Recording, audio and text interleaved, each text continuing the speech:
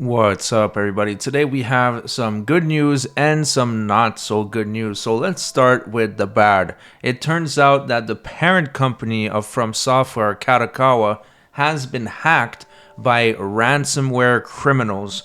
And this is the transcription of the ransom note that they left. It says, "Our team gained access to the Kadokawa network almost a month ago. It took some time because of the language to figure out that Kadokawa subsidiaries networks were connected to each other, and to get through all the mess Kadokawa's IT department made there, we have discovered that Kadokawa's network architecture was not organized properly. It was different networks connected to the one big Kadokawa's infrastructure being controlled through global control points such as ESXi and vSphere. Once we have gained access to the control center, we have encrypted the whole network, Diwango, Nico Nico, Kadokawa, and other subsidiaries. The second part of our team downloaded about 1.5 terabytes of data from the networks." Now, let me just clarify that this is the parent company of Fromsoftware, and it is a massive company. There's one subsidiary that we know has been affected, and that is Nico Nico. Their website was down, their services was down, and we're going to go into a little bit more details in just a moment. But at the moment, it's unclear if Fromsoftware got any data stolen from them.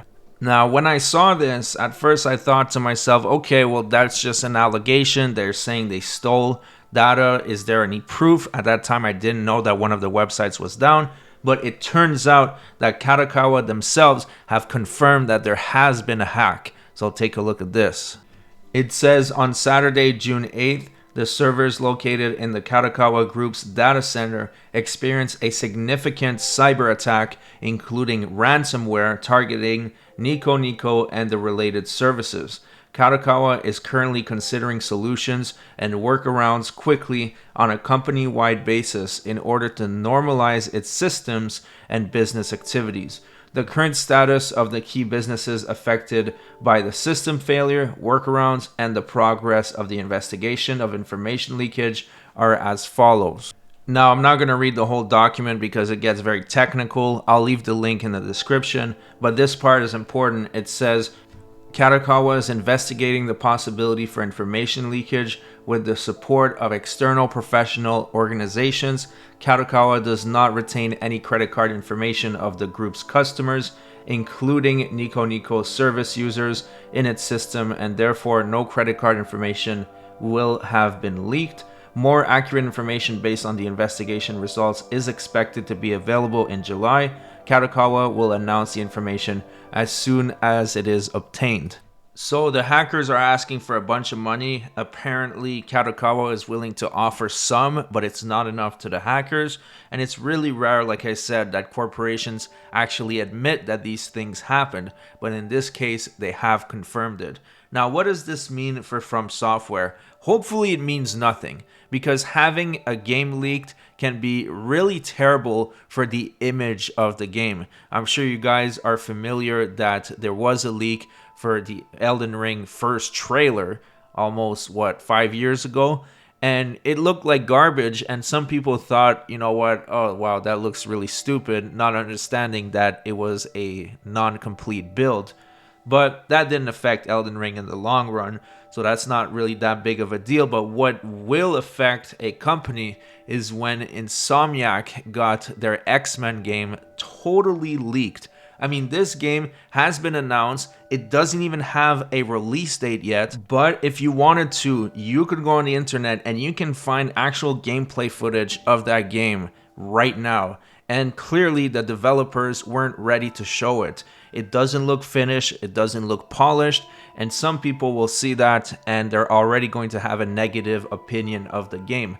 On top of that, Insomniac got their entire roadmap leaked. So we know that next year there's going to be a Venom game, which is most likely a DLC for Spider-Man 2. We know that there's a Spider-Man Online game, Ratchet and Clank, at the end of the decade.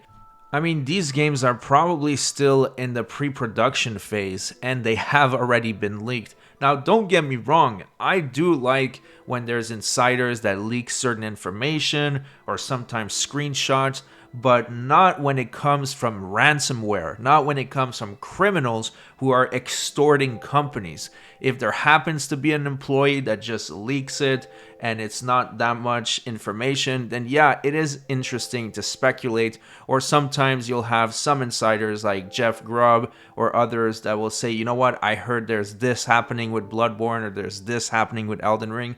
That I absolutely love. But when there's actual criminals involved that are willing to just hack the info to get a paycheck, then that's pretty messed up. But I guess criminals will stop at nothing to get that paycheck. Anyways, back to From Software. What does it mean for them? What does it mean for any leak of future games? Hopefully nothing. Hopefully absolutely nothing, because when we get a proper reveal, it is just so much better than when we get incomplete footage of a beta build. So anyways, let's move on to the next topic, which is a lot more jovial. Apparently, George R. R. Martin is running his mouth and he's hinting that there is some type of adaptation in the works for Elden Ring. Check this out. He said, "Oh, and about those rumors you may have heard about a feature film or television series based on Elden Ring, I have nothing to say. Not a word, nope, not a thing, I know nothing, you never heard a peep from me, mum. What rumor? This is my third Nebula, for what it's worth, and the first in 39 years, since Portraits of His Children in 1985. So what he's referring to is that Elden Ring actually won the Nebula Award for Best Writing. That happened, I believe, last year. Let's keep reading. He said, I did lose quite a few in the intervening years, including the Best Novel Awards for A Game of Thrones and A Clash of Kings. I think, might be getting that wrong. It's an honor just to be nominated though.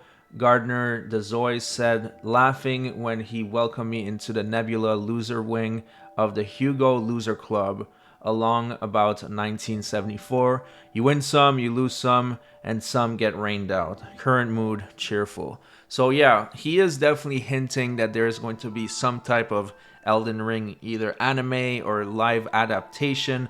I don't know how I feel about that. A live adaptation could be good, but they would need to get the original voice actors to do the show, because the voices of the characters in Elden Ring are just so crucial and so important that I don't think they can just pull Chris Pratt and ask him to voice Radon. It's not going to work.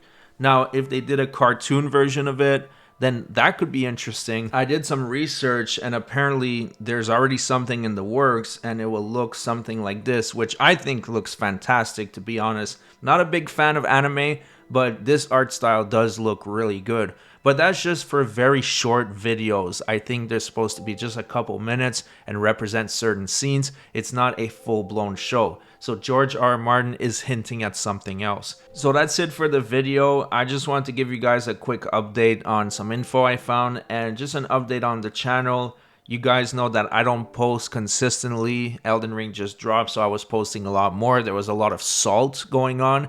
So I might do a couple more videos about Salt, and then I'm probably going to go dark until there's some other leaks or rumors to talk about. I just beat the DLC yesterday and it was amazing, and I can't wait to see what Fromsoftware is cooking next. And I'm sure we are going to get some hints before there's an official announcement. So you best believe that when I hear something, I'll make a video on it. So make sure to subscribe so you can stay tuned to all the news. So thanks so much for watching, and I'll see you guys on the next one.